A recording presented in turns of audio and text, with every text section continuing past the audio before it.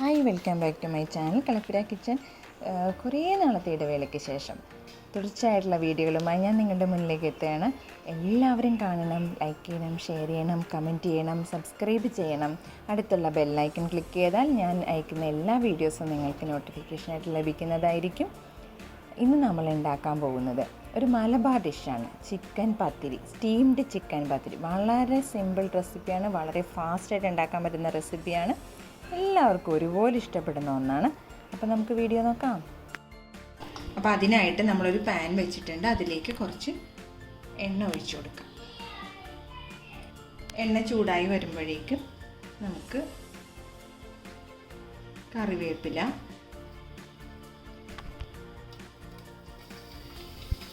വെളുത്തുള്ളി, ഇഞ്ചി, പച്ചമുളക്, 1.5 സവാളയാണ് ഞാൻ എടുത്തിരിക്കുന്നത്, അതും കൂടെ ഇട്ട് കൊടുക്കാം.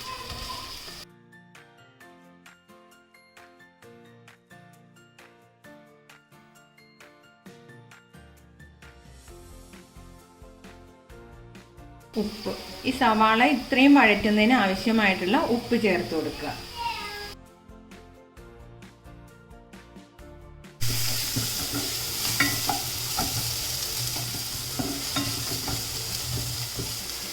ചെറുതായിട്ട് ഇങ്ങനെ കളറായി വരുമ്പോഴേക്ക് നമുക്ക് ഒരല്പം മുളക് പൊടി, മഞ്ഞൾപ്പൊടി,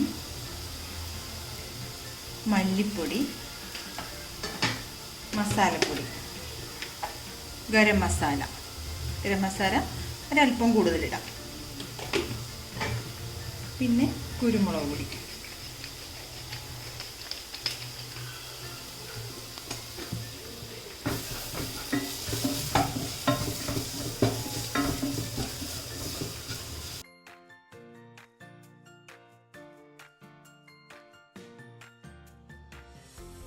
നേരത്തെ തന്നെ ഉപ്പും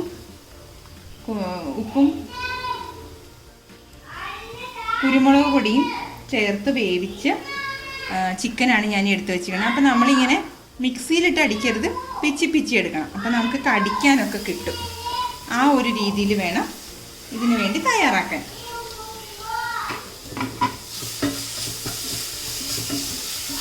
നന്നായിട്ടൊന്ന് ഇളക്കി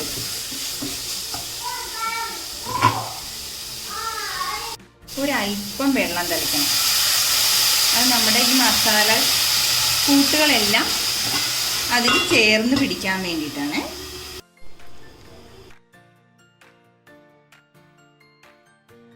ഇപ്പം നമ്മൾ വെള്ളം തളിച്ച് വെച്ചിട്ടുണ്ടായിരുന്നു, അതിപ്പോൾ എല്ലാം നല്ല റെഡിയായി വന്നിട്ടുണ്ട്. നമുക്കിത് ഇറക്കാം, ഓഫ് ചെയ്ത് വയ്ക്കാം. നമുക്ക് അരിപ്പൊടിയാണ് ഞാനിപ്പോൾ എടുക്കുന്നത്. അരിപ്പൊടിക്ക് വെള്ളം തിളപ്പിച്ചാണ് മാവ് കുഴയ്ക്കുന്നത്. അപ്പോൾ അതിന് വേണ്ടിയിട്ട് വെള്ളം തിളപ്പിക്കാൻ വയ്ക്കാം.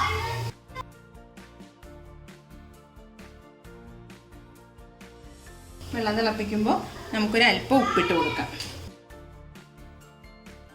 അരിപ്പൊടിയാണ് എടുത്തിരിക്കുന്നത്. ഞാൻ 1 കപ്പ് പൊടിയാണ് എടുത്തിരിക്കുന്നത് കേട്ടോ. സാധാ നോർമൽ കപ്പ്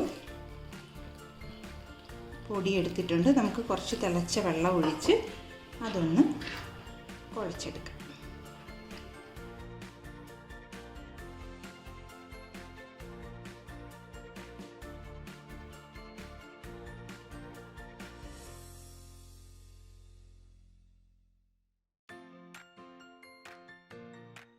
നമുക്ക് ഒരല്പം വെളിച്ചെണ്ണ കയ്യിലിങ്ങനെ പുരട്ടി ഈ വാഴയിലങ്ങനെ പുരട്ടി കൊടുക്കുക.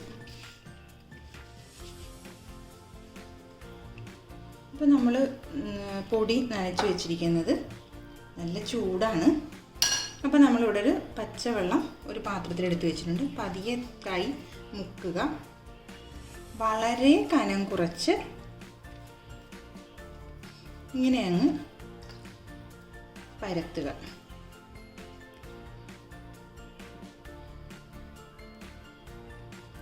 ഒരു റൗണ്ട് ഷേപ്പ് കിട്ടുന്ന പോലെ അങ്ങ് പരത്തുക.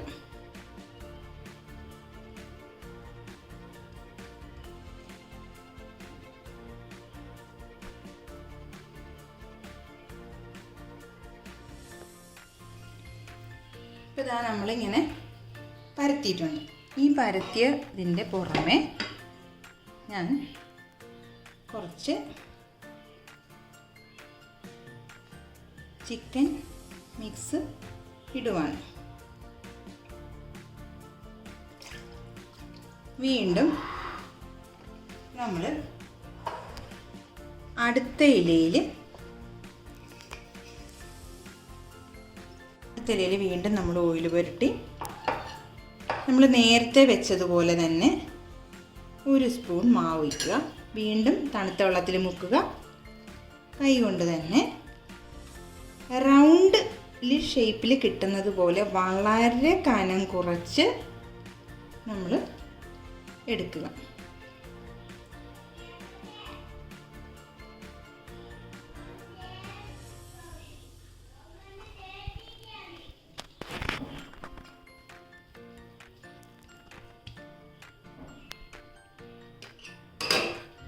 ഇങ്ങനെ എടുത്തത് നമ്മൾ ആദ്യം പരത്തി വെച്ച ഈ അടയുടെ മേളിലേക്ക് പതിയെ ഇങ്ങനെ അങ്ങ് വയ്ക്കുക. അപ്പോൾ നമുക്ക് ഏകദേശം ആ ഷേപ്പ് ഇവിടെ അറിയാൻ പറ്റും. നമ്മൾ ചൂടുള്ള മാവാ വെച്ചിരിക്കുന്നത്. അപ്പോൾ ഇല പകുതിയോളം വാടിയിട്ടുണ്ടാവും. അപ്പോൾ നമുക്ക് പതുക്കെ ഇതിങ്ങനെ ഒട്ടിച്ചു കൊടുക്കാം. ഇങ്ങനെ ഒട്ടിച്ചു കൊടുത്തിട്ട് ഇതാ നമ്മളിതാ ഇങ്ങനെ പൊക്കി വരുമ്പോൾ നന്നായിട്ട് ഇങ്ങനെ ഇവിടെ കിട്ടിയിട്ടുണ്ട്. വീണ്ടും നമ്മൾ ഈ മാവിൻ്റെ മുകളിലേക്ക് മസാല വയ്ക്കുക.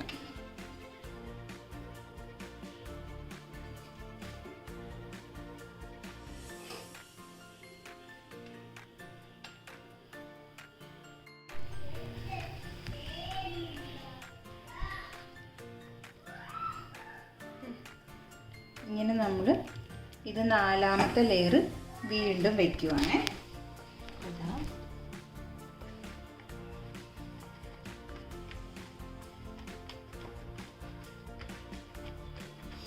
ഇങ്ങനെ പൊക്കി ഒറ്റ എടുക്കലിന് തന്നെ ഇല അങ്ങ് സുഖമായിട്ട് പൊങ്ങിപ്പോരുവേ. വീണ്ടും നമ്മൾ ഓയിൽ പുരട്ടുക. വീണ്ടും മാവ് പുരട്ടുക. അപ്പം ഇതിൻ്റെ പുറമേ നമ്മൾ അടുത്ത ലെയറിൻ്റെ പുറമേ ചിക്കൻ മിക്സ് വെച്ച് കൊടുക്കുക. അപ്പോൾ ഇതാ നമ്മൾ ലാസ്റ്റത്തെ മാവാണ് എടുത്തിരിക്കുന്നത്. പാത്രത്തിലെടുത്ത പൊടി മുഴുവൻ നമ്മളിപ്പോൾ ഇട്ട് കഴിഞ്ഞു. ഒരു 7 ലെയറാണ് നമ്മൾ തയ്യാറാക്കിയിരിക്കുന്ന പത്തിരിയുടെ ലെയർ കേട്ടോ. ഇതൊരു മലബാർ ഡിഷാണ്. വളരെ എളുപ്പത്തിൽ ഉണ്ടാക്കാൻ പറ്റുന്നതാണ്. വളരെ ടേസ്റ്റിയാണ്.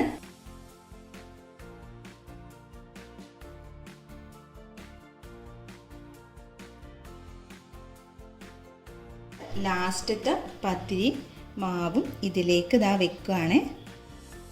നമുക്ക് ഇച്ചിരി ലാസ്റ്റത്തെ മാവ് കൊണ്ട് നമ്മൾ ഇച്ചിരി വലുതാക്കി ഉണ്ടാക്കി വെക്കണം. എന്നിട്ട് അതിൻ്റെ ചുറ്റുമൊക്കെ ഇങ്ങനെ നന്നായിട്ട് പ്രസ് ചെയ്ത് കൊടുക്കണം. കണ്ടോ, ഇലയിൽ ഒട്ടും പിടിക്കാതെ എന്ത് ഈസി ആയിട്ടാണ് കോരുന്നത്.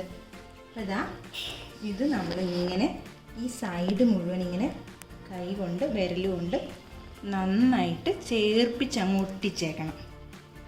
നമ്മുടെ ഒരു അപ്പച്ചണ്ടിൽ ഒരു പാത്രം ഇങ്ങനെ സ്റ്റീം വരാൻ വേണ്ടിയിട്ട് വെച്ചിട്ടുണ്ട്. നമ്മൾ ഇങ്ങനെ എടുത്തിരിക്കണം. ഇത് നമ്മളിങ്ങനെ ഇറക്കി വെക്കാൻ പോകും.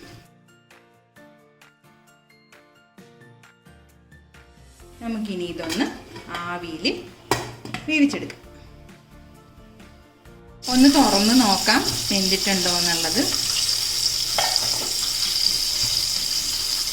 ആവിയൊക്കെ വന്നിട്ടുണ്ട്. നമുക്ക് ഒരു സ്റ്റിക്ക് കൊണ്ടിട്ടൊന്ന് കുത്തി നോക്കാം.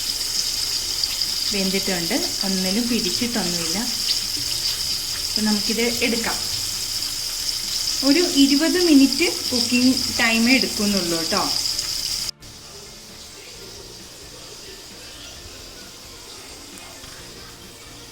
നമുക്കിതൊന്ന് ഇലയിൽ നിന്ന് മാറ്റി പ്ലേറ്റോട്ടൊന്ന് വെക്കാം. നമ്മുടെ പത്തിരി നമുക്കൊന്ന് കട്ട് ചെയ്ത് നോക്കാം.